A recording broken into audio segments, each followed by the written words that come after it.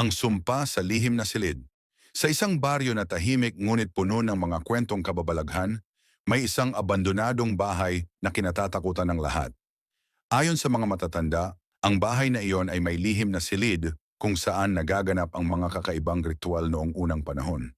Walang sino man ang nangangahas pumasok hanggang sa dumating si Lito, isang binatang mahilig sa mga adventure. Isang gabi, naglakas loob si Lito na pumasok sa bahay kasama ang kanyang flashlight. Pagkapasok pa lang, ramdam na niya ang bigat ng hangin. Ang bawat yapak niya ay tila may sumasabay na yabag mula sa kawalan. Habang naglalakad siya, napansin niya ang isang pinto na yari sa kahoy na may ukit ng mga kakaibang simbolo. Ito marahil ang lihim na silid sa isip niya. Dahan-dahan niyang binuksan ang pinto. Ang nasa loob ay isang maliit na kwarto na puno ng alikabok at mga gamit na sinauna.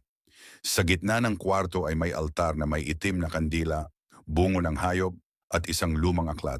Nang lumapit siya, naramdaman niyang parang may malamig na kamay na humawak sa kanyang balikat.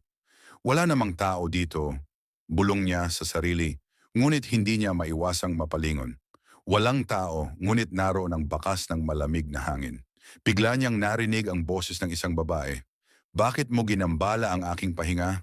Nagningas ang mga kandila sa altar ng mag-isa at sa harap niya ay lumitaw ang imahe ng isang babaeng duguan ang mukha, nakasuot ng puting damit na puno ng mantsa ng dugo. Ang mga mata nito ay nakatitig ng diretso sa kanya.